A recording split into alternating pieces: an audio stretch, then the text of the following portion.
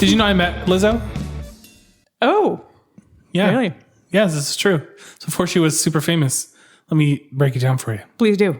I was in Seattle, and I got invited to go to a show of Pizza Underground, which was with Macaulay Culkin.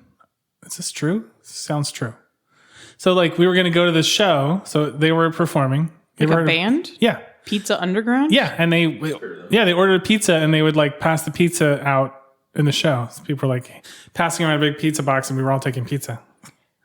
It already has Macaulay Culkin. Does the band need another hook? It feels like a hat on a hat.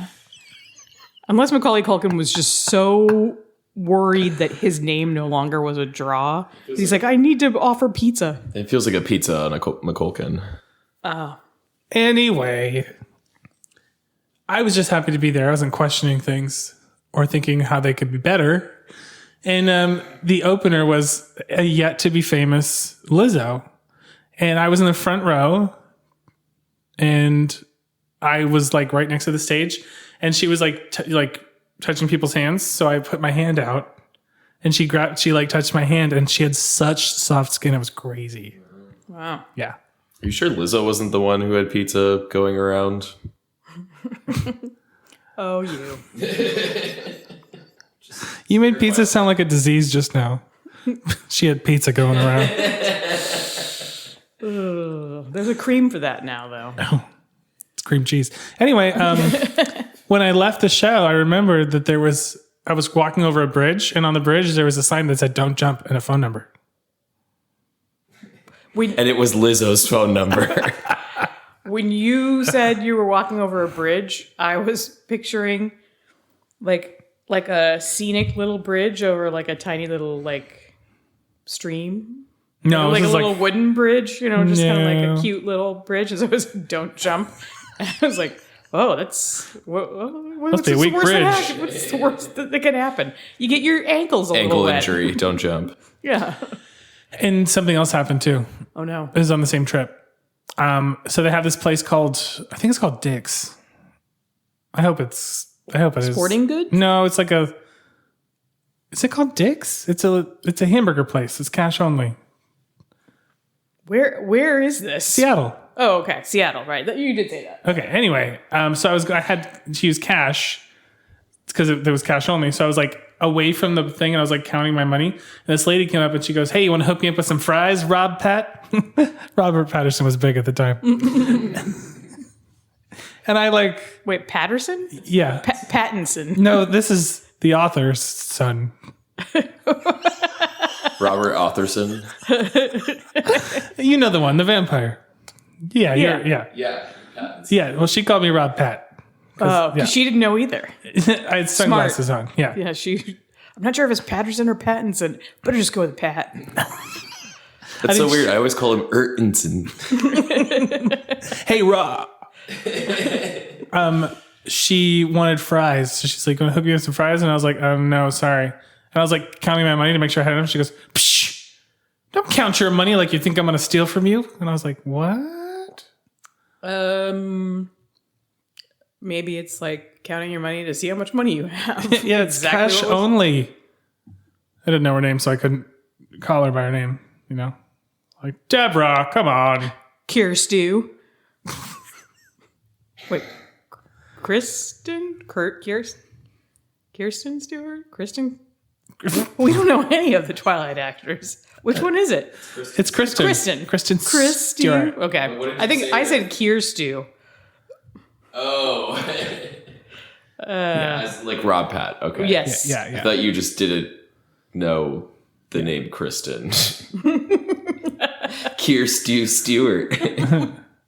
Anyway, Yeah. that sort of stuff makes me uncomfortable because I never know what to say. I mean, now I could be aggressive, but like back then I was just a young child. I'm glad Oh, I thought we were going to high five. you've Gotten aggressive. gotten aggressive, yeah. That's the Francis I know and love. I was going to walk over me. Nope. I'll take us both out. Yeah, exactly. That that undercurrent of suicidal tendencies. It makes you a danger to yourself and to others. It's called a riptide. Yeah. It looks real gentle from a distance. Yeah, that bridge story would have gone real differently. If it No one happened tells to you me as an what to adult. do. Defiant suicide. Welcome to Very Fine Friends. Podcasts where friends talk about stuff. About defiant suicide. Yeah. You know what I always thought was very interesting? The MASH theme song. You know that song? We did the mash. The Yeah, monster it's- Oh. Do you know what it's called, though? What the real song is called? No. Suicide is painless. Suicide is Painless is the name of the MASH theme song. I knew it. Yeah. You knew suicide was painless?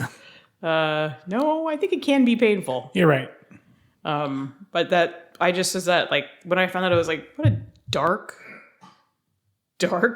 name for It is that dark. song. Yeah. Especially because it, like, ends on kind of like a... Like it ends Wait, on is that the... No, I think it's more of like a ba-na-na-na-na-na-na-na. What? No? No. Was I right? No, I was trying. Oh. I wanted to feel included. Joe was joshing around. He was joeing around. He's just joshing. He's just being a goof. Just goofing. Goofing. We're all just goofing. Goofing and boofing. We're just God's gophers here goofing on the goof land. Quick interruption. Every week on the podcast, we do something where our producer Joe gives Francis and I each our own secret word. Throughout the course of the podcast, we need to find a way to slip the secret word into our conversation without the other person noticing. If the other person can correctly guess the secret word, they get a point. And right before we die, we add up all the points. And then we get a prize, whoever has the most points for guessing the most secret words. Here's Joe with today's secret words. Not today, Joe. I'm taking over. My secret word is generating. My decoy word is firestorm. Francis's secret word is anorexia. Francis's decoy word is inconsolable. Back to the pod. On this positive suicide note, I think we need to bring something productive into the world. Let's get to the invention of the week. Inventions. Yeah. Cool. Okay, so we're doing things a little differently this week. What? I know. Sorry, listeners, we're going to mix it up a little bit. So, Francis's advice for how to invent things is, do you have a problem in your life? Oh, well, just figure out how to fix that problem. Like, what's something that annoys you? Then that's suddenly a new invention. You figure out how to fix it, new invention. Well, there was something that I noticed that I think is kind of a general annoyance and problem, and probably for everybody in the world.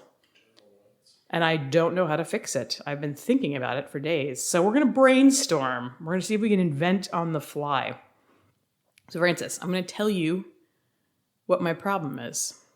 Okay? Mm-hmm. Years. You know how you brush your teeth? I do know that sometimes.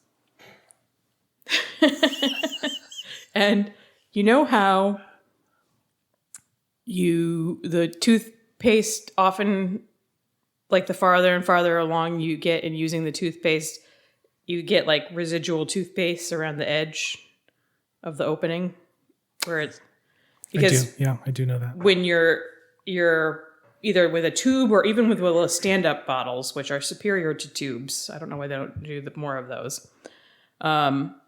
Yeah, because you've got to, you pump the toothpaste out of the tube, and then you've got to like push it off onto the toothbrush, right? So inevitably a little bit goes over the edge. So then eventually you're getting to the point where it's just toothpaste, just like gobs of extra toothpaste are around the edge, and toothpaste gets everywhere. I've got it. Wait, okay. You already have, okay. I want to invent something that is like a clean, so from the entire time you're using it, it's a clean, like, slice. It doesn't build up gobs of toothpaste around the opening of the toothpaste tube or container, whatever. Okay. All right. I can see the wheels turning, but Joe claims to have it already. Let's hear it. Jofer. It's called the paste pump.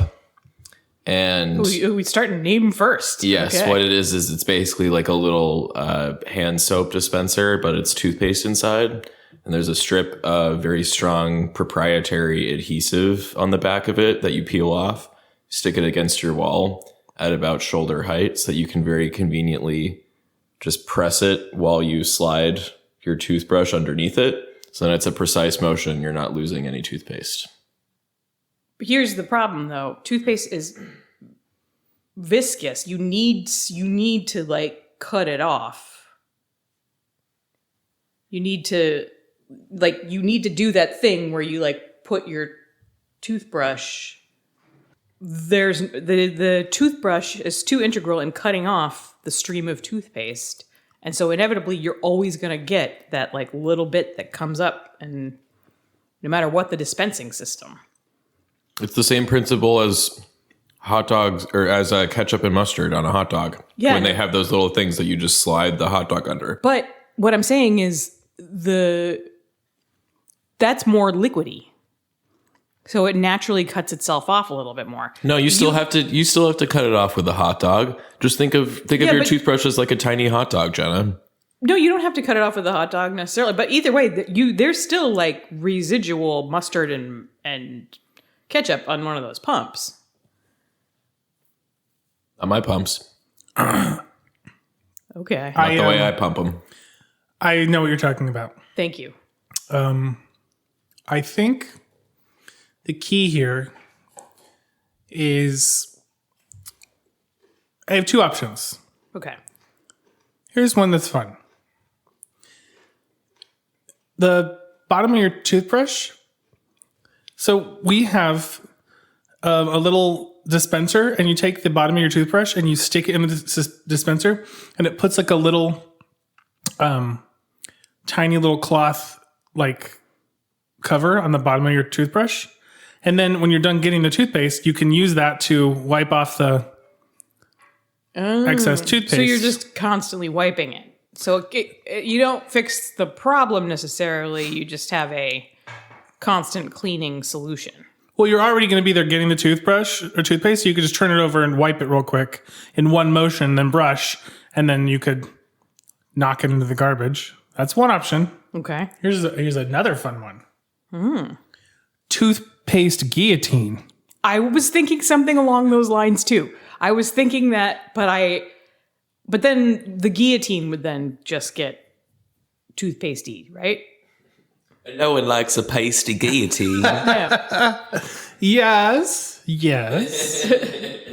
There's also brushing teeth and shower. What? It doesn't. Sometimes people brush their teeth in the shower. That sounds disgusting to me. You Don't you? don't want your toothbrush near your genitals? Strangely, no. I don't think it would be. Well, if I do, I want it to be my choice. Where are your teeth, Jenna? Francis, it's time to tell you about the human vagina. No, Daddy, no. There's teeth down there. Well, I'm. Yeah. I know. I know that. I know more than you. I'm smarter than you. Okay, so you have qualms about the guillotine. Well, I love the guillotine idea because that's what I was thinking too. It's just transferring the problem to a different place. Yes. The guillotine would then become itself, would get the residual. Wait a minute. What? Why are we acting crazy right now? I've got it. Okay. We invent a new toothbrush that's thicker than a normal toothbrush, and we have toothpaste cylinders that go into the toothbrush. And then there's like a thing near the head where you twist it and it comes out into like the middle of the toothbrush. And then who gives a shit? Yeah, I was thinking like little like instead of toothpaste, it's like little cyanide capsules of toothpaste, and then you put it in your mouth, and then you start brushing, and then it just breaks on impact. Mm-hmm. And then you're not losing any. Well, they have stuff like that. I just assumed we were keeping toothpaste, but maybe. Wait. So describe this again. Here, let me explain it again. Please do. So you have a toothbrush. It's normal, right? Okay. Imagine you have the same thing, but it's a little bit, the handle is a little bit fatter. Because inside, you can put in a tube, like a small tube of toothpaste, which obviously they're going to come in cylinders now because they're going to fit in your toothbrush. So it goes in, clicks into place. When it clicks, it punctures it open. It's all very Japanese. And then at the near where the bristles are going to be, beneath that, there's like a twisty things so that you can twist the toothpaste out of the tube and onto the brush. Then you never have to worry about, there's some left, because it's never going to be an issue. And then it would also always be twisting from the bottom, so the toothpaste would always be going up through the tube. It's not like the psychopaths who squeeze from the middle of the tube. No. Yeah. Instead of going from the bottom up. Oh my gosh. What if it was like toothpaste in like a little like thing like this? Like you have like hair gel or pomade or whatever. Yeah. And then you can just scoop it out with your toothbrush. They have that. They do? They do? Seriously? So this is what it feels like to be me, huh? Yeah. Well, I mean, this was you a few minutes ago with vaginas and teeth, so don't act all high and mighty. You're right. I got to stay low to the ground. We invented vaginas with teeth. Yeah, it's real. They have tooth powder. They have the tablets like you were talking about. Wow. I kind of don't like the idea of the tooth powder because, I don't either. like, I guess you could maybe take it with your fingers and sprinkle it on, but I don't like the idea of you dipping your toothbrush that you've already put in your mouth. I don't know. Yeah. Well, that's the thing is then, you're... So it would still have the texture, like they sell it still like the consistency that toothpaste is right now. What's the in that question? little like pomade jar. No, it's like they might. I mean, I'd be surprised if they didn't have that, but they also have like a mineralized powder toothbrush or toothpaste. They call it tooth powder. They have the tablets like Joe was talking about, where you just I've never heard of the tablets. it's good for traveling because then you can just like crunch it and brush. Crunch and brush. Ooh.com. Okay. I like this toothbrush idea. It also would be good for traveling because it minimizes space. You could still theoretically just have like, your travel container for your toothbrush. Mm-hmm. We could make it TSA compliant. So yeah, we can do all that. Cool. What are we going to call it? I like this. The toothbrush, I feel like, solves... Wait, which one are we settling on? The toothbrush with the canister in it that you click in, and then you just kind of twist the bottom of the toothbrush, and it dispenses toothpaste directly into the bristles. I think we should call it the Brizzly Bear. The Brizzly Bear? Yeah. Okay. You can't handle the tooth. That makes me think that someone has one big tooth they're brushing. Well,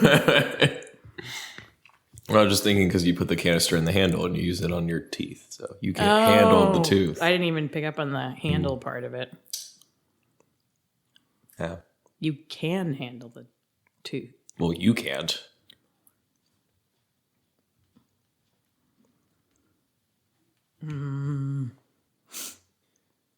Tooth tubes.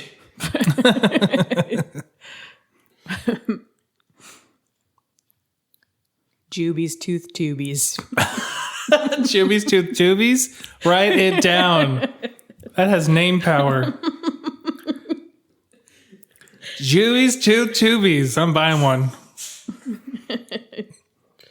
Our faces could be on the refill tubes. Oh yeah, we could each have our own flavor. Were you getting a Francis, a Jenna, or a Joe? What are our flavors? What mint flavor do you want? It's got to be mint, right? You can't do anything. No, you could be Fruity Francis. I have a feeling Francis doesn't like that nickname. I'm not. I'm not doing that. You're right. I think you're right about the mint. I think a nice Andy's mint could be fun. It's like a chocolate mint. Yeah, we'll do a partnership. Andy's. Or we'll just call it Andrew's mint. And then 2 middle fingers. Your flavor could be chocolate covered pretzel. And the toothpaste tastes hard when it's wet. No, it's Andrew's mint. But yes. I never understood anything like sugar related in toothpaste. It's like that, just even if it doesn't actually have sugar in it, it just feels like you're putting it back on your teeth and you're trying to get it off. What if you forgot and you ate it? Can I confess something? Well, and before I make this confession, I want to clarify, I am the only one that uses my toothpaste. It's not shared toothpaste. Sometimes if I don't feel like brushing my teeth, but I mean, I always brush my teeth at the regular times of day, but if I like extra, I brush my teeth no less than 3 times a day. You brush your teeth 3 times a day? Yeah. What? 3 times? I brush mine 2 on a good day. Oh, I never brush less than twice. Always when I wake up and always when I go to bed. There might be a time that I don't in between, but usually midday I'll brush again too. But anyway, the point is, if I just want a quick hit of fresh breath, I'll stick the tube up to my mouth and just lick some off. Like, I'll squeeze a little and lick just... That's not weird. Okay. Thank you. Also just get Listerine. Yeah, Sometimes it's not around. We always know where to Listerine's- find toothpaste. and Listerine, that's a different... You still gotta like swish, and this is just like, I'm just eating it, and it's like in my mouth. Like, that's Yeah, only it's just my like a mouth little is tiny fresher. lick. Yeah. Gives her some wintergreen or... Well, I like Listerine because on the bottle it says that it gives you a fresher and cleaner mouth feel than brushing alone. And I just like seeing the words mouth feel on my Listerine. Fun fact. They put the word feel on there to get out of legal responsibility. Gives you a cleaner mouth feel. It isn't actually cleaner, but it feels like it feels is. cleaner, yeah. Just kidding. I don't know anything. Don't sue us. It used to Listerine? say it gives you a cleaner mouth in inarguable truth of the universe. It's absolutely factual. Which was a weird thing to put on a bottle. Yeah, it really They was. did. The bottle was much bigger to Yeah. fit all that text. Oh. Oof. Thank wait. God we have a lawyer on It staff. just hit me just now. You never used to do this as like a meal replacement, did you? Eating toothpaste? Yeah. No. Okay, because I was worried. I was worried you were like just admitting like, oh, maybe I had a little anorexia. Like I used to Did eat I toothpaste. eat toothpaste? No, I'm not psychotic. Yeah. Okay. To our listeners that do eat that as a meal, I'm sorry, that's psychotic. Don't do that. To our listeners who do eat that as a meal, we love you. We love you. We do love you, which is why we're telling you, don't do that anymore. We'll give you a sample pack. Oh, sure, and then that's a free meal. Yeah. Is toothpaste edible? Yeah. Yes, we put it into our mouths every day. What That do you doesn't think make it- Jenna has been subsisting on Wait for a these minute. Wait, many wait, wait, wait. years? Listerine's not edible. You have to spit it out when you're done. So I'm just curious. No, you can swallow it. You could swallow like yeah, you mouthwash. don't want to. I mean, Really? it would be burny, and it would like make your. Hi, I'm Bernie. I'm in your throat right now. No, it just isn't good. I mean, but it's not going to kill you. It's not going to hurt you.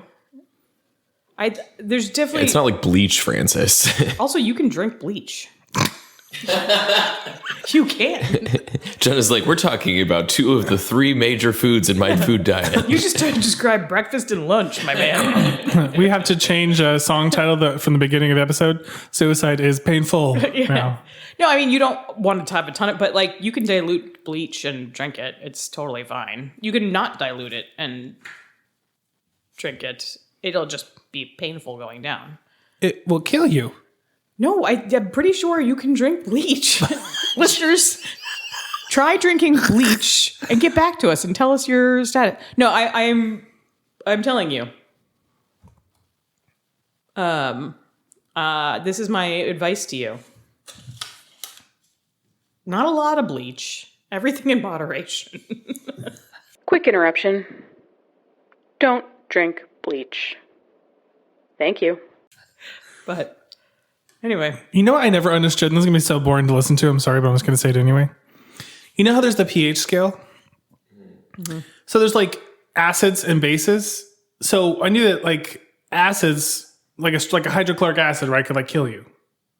So I never understood how a base could like kill you too. I thought like a base would be safe then. That's not the case. Bases can kill you too? Yes. You really want to stay in the middle. Yeah. Moderation. Moderation, exactly. Just like with drinking bleach. Well, it's the same with food too. If you eat too much food, it could kill you. And if you eat not enough food, it could also kill you. There's only one of those that I'm interested in trying. Okay, so we have the grizzly bear. You can't handle the tooth. Juby's tooth Juby. We each came up with a name. We were each generating a name for this. I am proud of us for that. Time for a pretzel. Yes, listeners, one thing you don't know is we have chocolate-covered pretzels here in the studio. So if you hear any extra crunching, that's what's going on. That was Joe. There goes Joe, just to prove it. This episode is sponsored by pretzels. Get the goody Juby crunch. Thanks. Juby. Thanks. More ads should end with thanks. Juby's out to lunch. Juby's gonna munch. Juby's got that crunch. Juby's. All right. Well, thank you for solving my problem, Francis. See, I knew you could do it. Thank you. I helped. You were there, yeah. You did help. The ultimate invention came from Francis. So, Hey, sorry. You're a good namer. And I'm good at nothing. State So, Farm is there. like a good namer. Thanks. Yeah. All right, that wraps up the invention of the week. It's time for our next segment, Dr. Truth. Need advice? Ask Dr. Truth. So, in this segment, Joe is going to be asking Francis and I life advice questions that he's gotten from our many, many listeners that have submitted. And they've all submitted anonymously, but... Cowards. Cowards. But Francis and I will be answering them as the best of our ability. Similar to a Dr. Ruth, but for copyright reasons, not Dr. Ruth. So, what's our first question? What can we help you with, listeners? All right, our first question is from a listener in the Midwest. What's your solution for stopping yourself from flying off the handle at someone when they upset you? Well, I'm not sure if Francis is the right one to answer this question. This listener actually specifically requested Francis's answer. Okay, well, do you want me to answer first, or do you want to Sure. answer? Go ahead if you got something. I do. Notice how calm I am right now. So, listener, what you're going to want to do is go to McDonald's and get a whole bunch, as many ketchup packets as they will let you have. You're going to need a lot of ketchup packets, specifically McDonald's ketchup packets.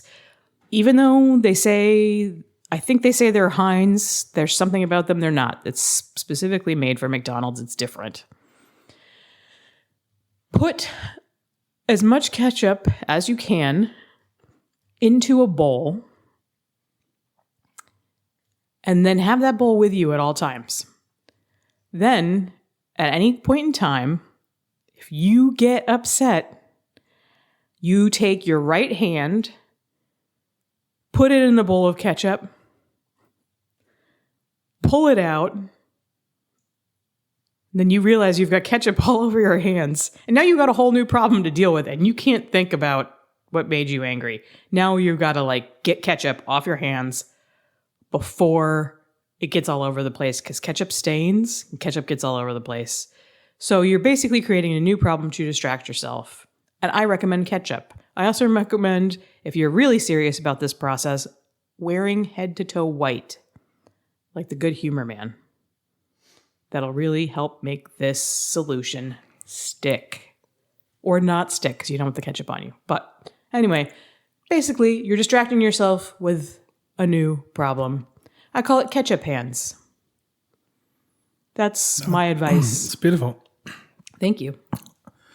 How to stop yourself from flying off the handle at someone. I like to do a little thing I call, and other people call, imagining. Okay? Who is this person that I'm mad at? What made them who they are today? Here's something I noticed. Everyone has a story. Everyone has a chapter before me. What was in that chapter? So before I get really mad now, I just assume something horrible happened to them. They had bad parents. They had a bad day. They got assaulted. Maybe they spilled coffee on themselves. And it happened right before our interaction. So yes, I could very well be in the right. Usually always am when I get mad. I don't get mad because I'm in the wrong. That's actually in the legal language of being upset. Why would I be upset if I was wrong? You wouldn't. You're a reasonable human being. That's a bumper sticker waiting to be printed. So even though I'm okay, so first I applaud myself because it's you're right and it's good to be right. So if nothing else, you have your accuracy. They might not see it your way, but guess what? At the end of the day, you're going home right. They don't have that. Then I feel, what comes up next? Pity. I feel bad for them because they're not right. Then I think they're wildly stupid. More pity. They're stupid. They can't help it. Right? Stupid people can't not be stupid. All right. I'm blessed. I'm so blessed to be right and be smart. And then this is all happening internally, but it is taking time. So they're probably leaving while I'm doing all this math. By the time I come back to the situation, there's no one to be mad at because they're gone. Your solution is just think about a lot of other shit to distract yourself until they leave. Yeah. Okay. So yours is a mental solution. Mine's a physical solution. Yeah. But both involve distracting yourself from whatever is making you angry. You're right. That was a very good, succinct wrap up. Thank you. Our next question is from a listener in Trinidad and Tobago. Trinidadian and Tobago. How do I make my house inhospitable enough that my mother-in-law won't want to stay with us? Ugh. Mother-in-laws. Am I right? Oh, yeah. Oh, you're right. Whoa. Everybody loves Raymond. Am I right? Where's Raymond? Deborah, I gave Raymond the figurine. Raymond, where's the figurine I gave Deborah? Let me take this one first. You want to make your house inhospitable to your mother-in-law, right? All you've got to do is casually mention during dinner that you and her son are now open and poly. And I hope you don't mind while you're here. We're going to be interviewing people for our thirds and maybe our fourths. And the interviews will be loud. And then make sure you call her mama. What's your work experience? Like that? Yes, exactly like that. And if that doesn't work, I think if you keep the house stocked with allergens specific to the mother-in-law, that will scare her away. You know? Allergens are scary. Yeah. Sorry. I hope you like your new peanut-filled pillows. She's like, I specifically asked you for chocolate almond-covered pillows. Oh, I knew I messed something up. So my solution is to lie. Okay. I would recommend, if you want to keep your reputation with your mother-in-law still intact, if you don't want to have it, your marriage sullied with extra people or the thought of extra people, I would recommend a moat around your house with sharpened spears. So there is a drawbridge because you got to get in and out, but it's a voice activated drawbridge. And a moat and a voice activated drawbridge with spears. What about the HOA? Oh, you're not in an HOA neighborhood. Autonomy, baby. Okay, so this is only going to help people who they don't have HOAs in Trinidad. You've already declared yourself a sovereign citizen at this point. Yeah. So if anybody tries to voice activate, because here's the trick with your voice activated moat.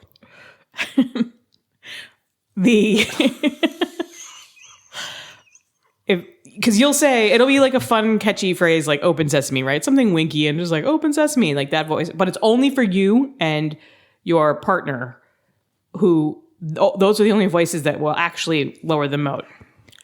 If somebody else tries to access it, it'll lower the bridge over the moat. But the second someone else tries to walk on it, spears will come down, like wooden sticks that are sharpened at the edge, like really primitive spears. So you're like, yeah, I don't want my mother-in-law to think that I'm in a polyamorous relationship, but I will kill her. Well, but you just pretend like it's like, this was just, I needed the best security, and this is such a good security system. and we can't add another profile to it.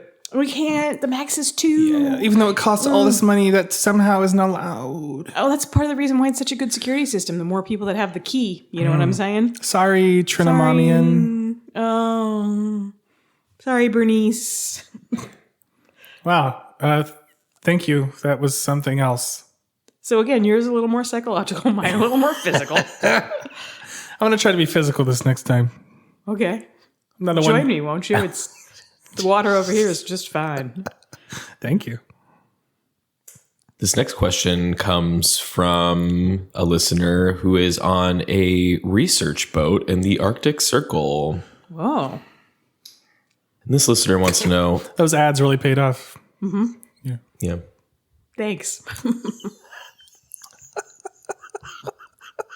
Anyways, what's the fastest way to get over an ex? Ooh. This is a tough one.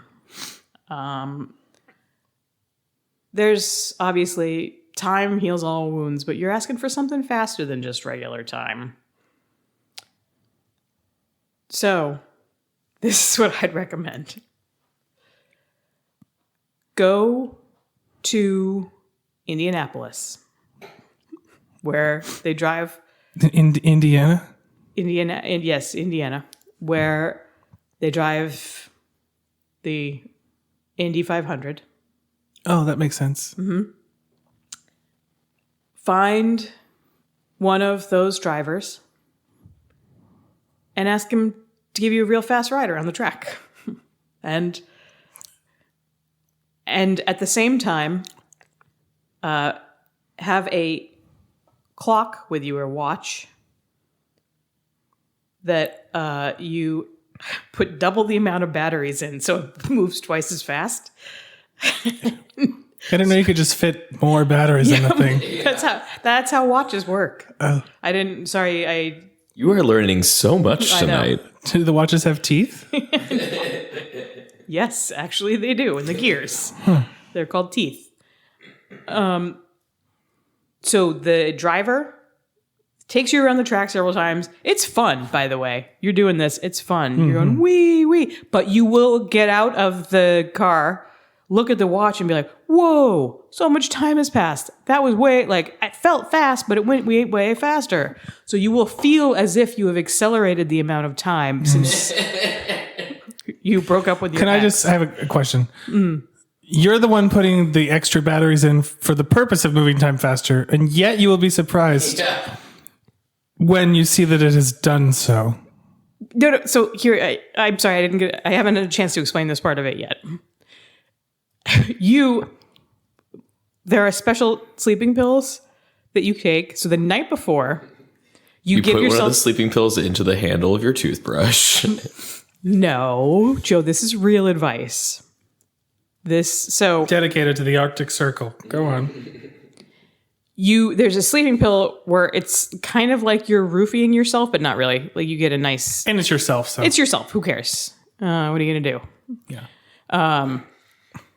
So you have special instructions when you. This is specifically for getting over an ex. So it's like a kit that you buy with the watch and the extra batteries and the sleeping pill.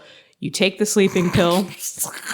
The sleeping pill starts to work, and then like there's a little alarm that goes off on the watch. You like tell the watch when you started it, right?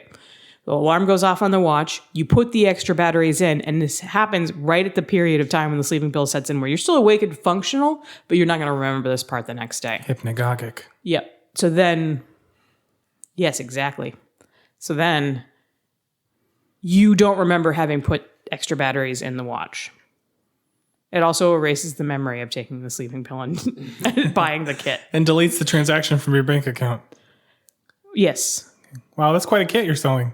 Well, I mean, sadly, people get dumped all the time. They do. Speaking of dumped, I have an idea. Okay. You give them laxatives. Okay. A lot of laxatives.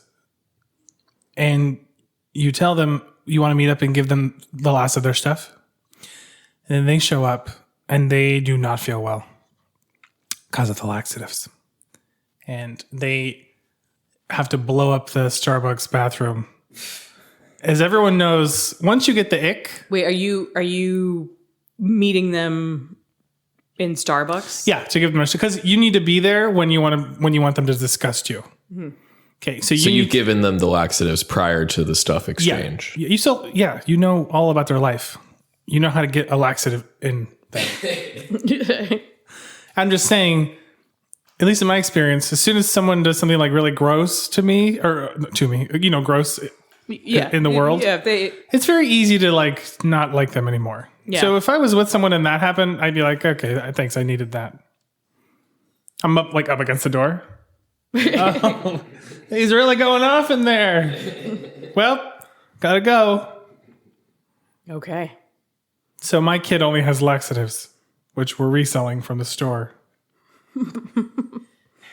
And it comes with a video camera, so you can record the whole thing in case you ever want to remember it again. Actually, due to privacy laws, it only has a microphone, but that'll be enough. Yeah. Actually, this is interesting. Yours was very mental, and yours was actually physical. I told you we were going to switch it up. Yeah, you did. Good job, you two. Yeah, that mental thing of going in an Indy 500 car. Well, the mental tricking yourself into thinking that time passes quickly. Yeah, that's true. All right. What's our next question? Oh, am I allowed to ask? Yes, please. Well, our listeners are. Only listeners. Mm-hmm. Let me guess. This next one's from, don't tell me, Madagascar. Yes. Are you kidding? No. Are you serious? Yes. Stop it. No. Just tell us where it's really from. Oh, I believed you. It's from Tasmania. Oh. I was going to say Tunisia. You devil. I know. So it's close, but not technically Madagascar. Okay, it's fine. What's the most productive way I can tell my partner to just shut up? Ooh. Okay. Productive? Like, effective, like least No. What's the exact words of the submission? What did they want to know? The submission said productive. I would consider productive being like maximizing results but minimizing harm. So like you don't want this to, because you could right now you could just say shut up, but that's going to have some serious effects on your relationship. It's going to cause a whole lot of tension, a lot of anger, or whatever. So if you're trying to avoid having those problems, what do you do? I've got it. Okay. You give them a sleeping pill nightly. A sleeping pill and a half. And when they're fully out, you take a little chisel and a hammer and you do 1 to 2 good whacks on their jaw. So that over time you break the jaw. But it's never so much all at once. And you do this in a few places. Now you're the supportive partner. Oh, babe, your jaw hurts? What? Let me see. Oh, it does look a little swollen. Huh? I'll make you an appointment. Hey, I'm with you. You look smaxing? You heard that? The look smaxing people that break their jaw? Yeah. I can make that joke. Yeah. Thanks. I'll put that in my pocket. You look smaxing, babe? Oh, I'm sorry. I shouldn't joke. You look like you're in pain. Anyway. You look smacks like you're in pain. We go to the doctor. Of course, there's multiple fractures. We don't know how this happened. Whoops. Now his jaw has to be wired shut. Oh, no. For probably 6 weeks. Guess who just shut up on medical orders? Jesus Christ. You didn't know that's where this was going? No, I knew, but I didn't realize you were going to go with wired shut. I thought it was just like, okay, let's talk a little less. Don't work out your mouth as much. Are you at all concerned that they'll be extra chatty when the wires come off because they've had 6 weeks worth of shit to talk about? No, I'm going to buy him a whiteboard and a marker.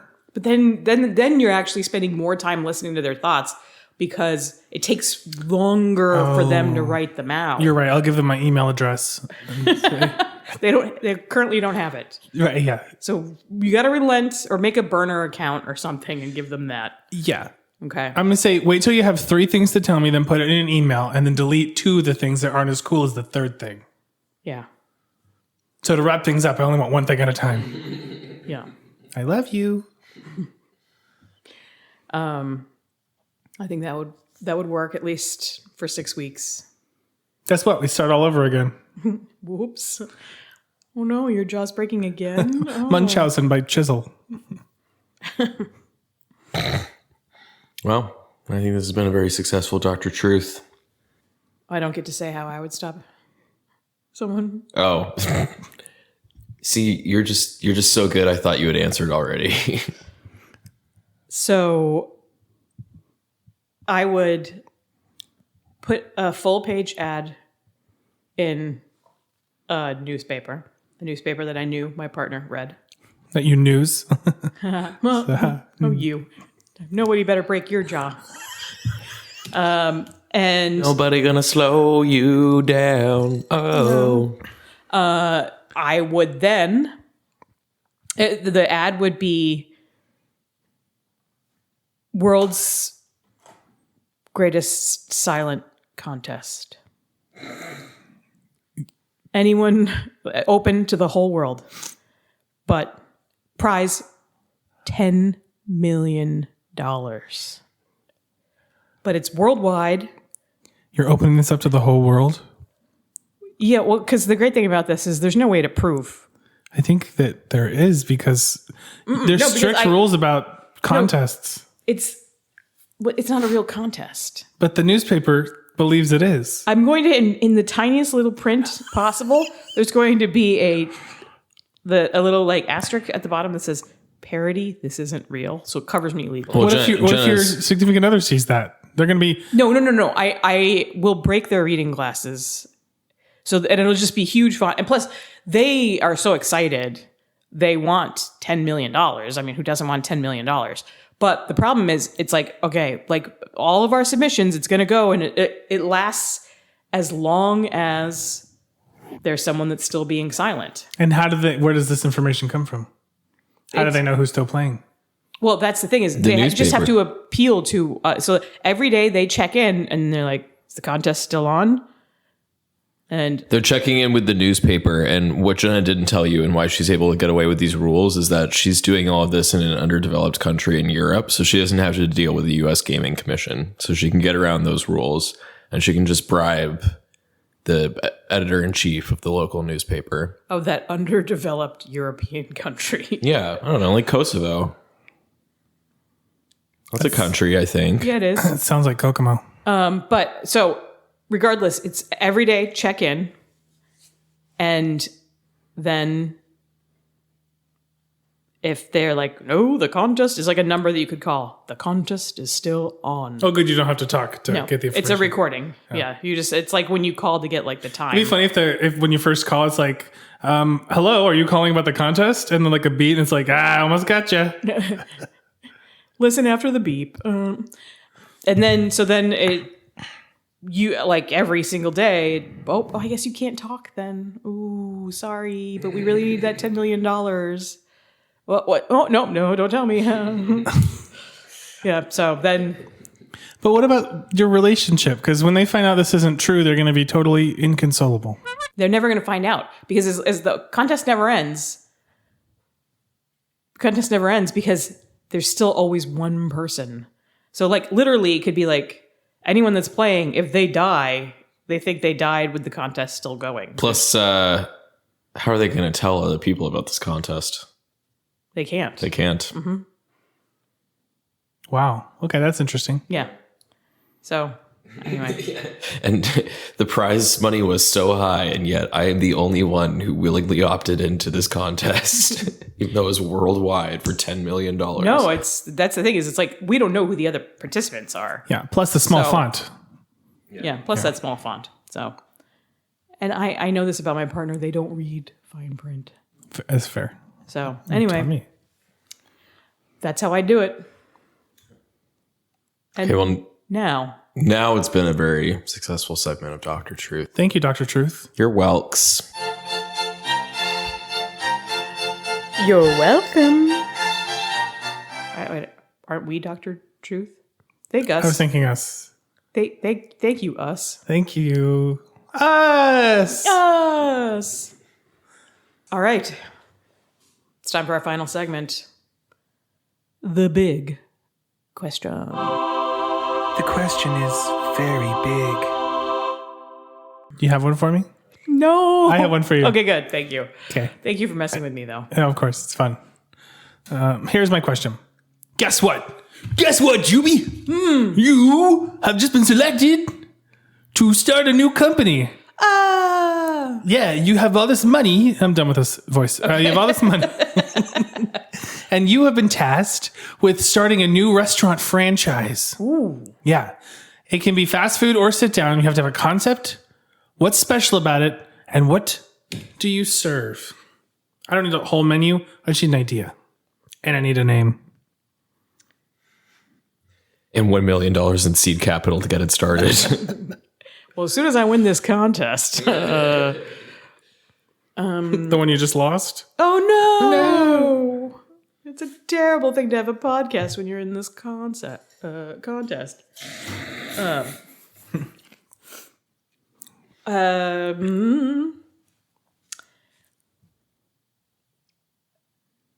would be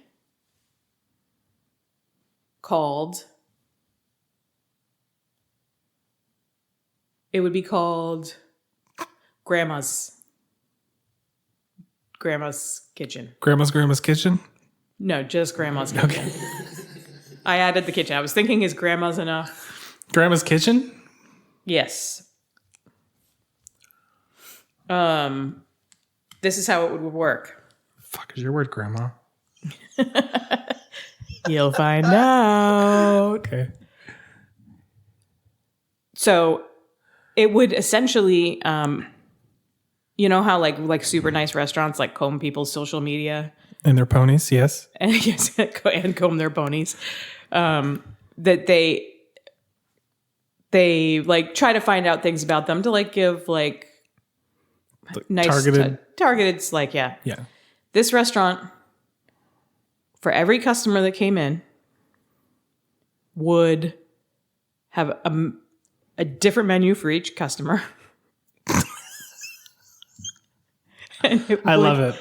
Okay. It would only have one item, and it would be whatever the most comforting dish from that person's childhood is.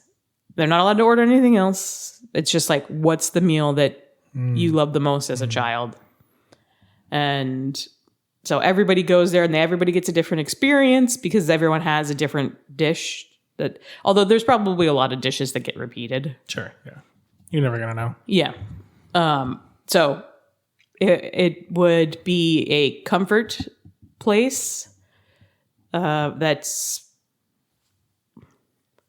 that's like well curated. And then it would be, so I know what you're thinking. It would be, there's a lot of legwork to do for a restaurant.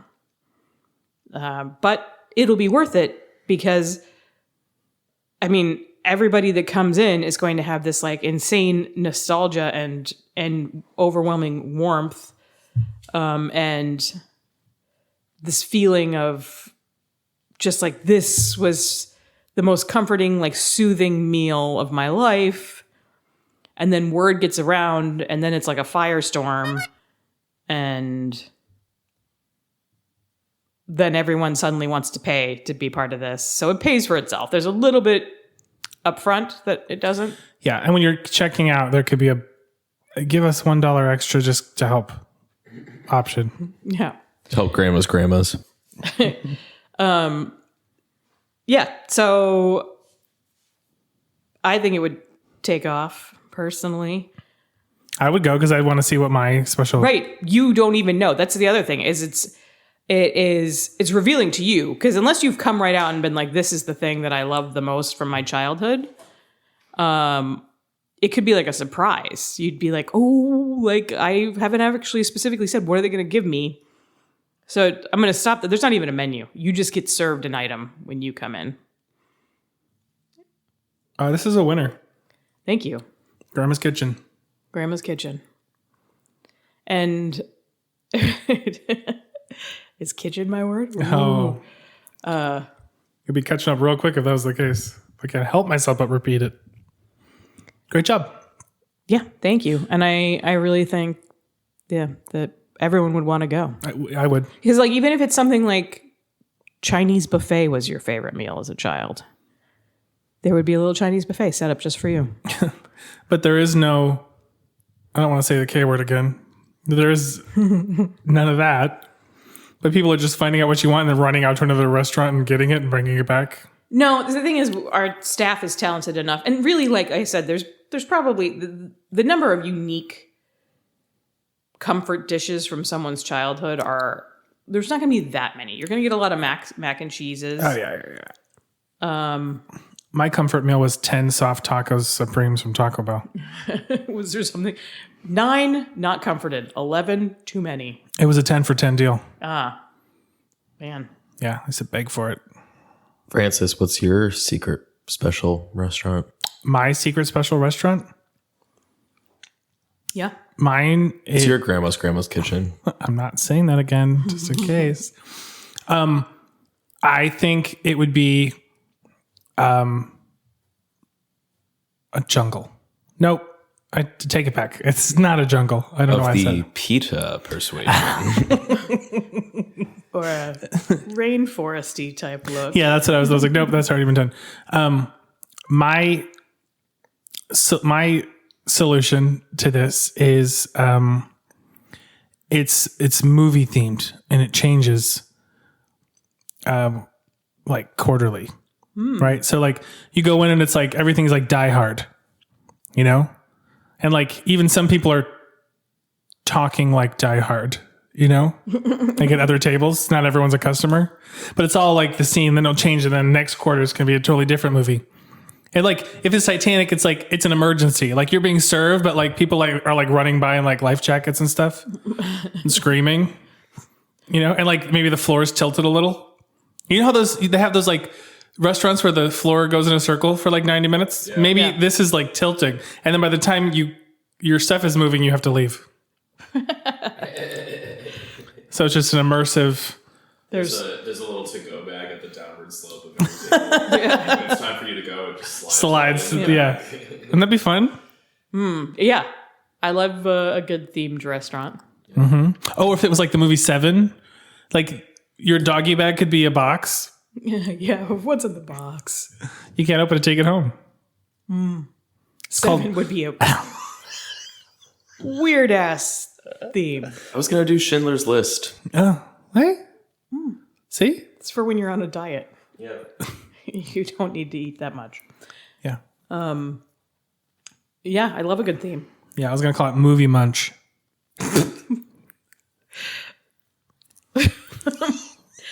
The word that word is Is it reserved? no, it's just. But I don't know. I don't know if it's an appetizing word. Too teethy? Not tubey enough. Well, I think Grandma's Kitchen and your movie restaurant are. Don't do it like that. No, I'm doing it like that. What about movie mouth? movie mouth? Yeah. I don't know. What about mouth munch? What about swallow cinema? Well, we'll figure it out. Yeah, we can workshop the name. We'll hack it in post. Great. Well, I think we've successfully answered Yeah. the big question. The big question. One final bit of business. Oh, Francis. what would that be, Jubes? Secret word time. I got to be honest with you. Okay. I was not doing a good job of monitoring your speech the way I should have been. Oh. I have a few guesses, and I don't think I've gotten. Okay, well, I love to hear that, so go ahead. Is your word assaulted? No. Allergens? No. Concept? No. Okay, my last guess. Is it munch? No. Okay. For someone who didn't monitor my speech, you sure had a lot of guesses written down. Yeah. My word, are you ready? Yeah. My word was anorexia. Oh. Wow, that was a long one. Yeah. And my decoy word was inconsolable. I'm trying to remember when did you say anorexia? I remember When you said you were eating toothpaste. Yes, Yeah. that's right. Yes, that's right. Oh, I should have guessed guillotine. But no, that actually did occur to me. Wait a minute. Hearing the correct word, you think in retrospect. Well, no, that's what I'm talking about. I should have heard the word guillotine, and that should have been one of my guesses. Okay. No, yes, okay. And then inconsolable. Yeah. When did you say that? When you were talking about the contest that you made up, and I said when they found out yeah. they'd be inconsolable. Yes, yeah. Oh, really? All right, my turn. Okay. I'm scared. Is it grandma? No. Oh, thank God. Is it kitchen? Nope. Thank goodness. All right, let's get to the meat.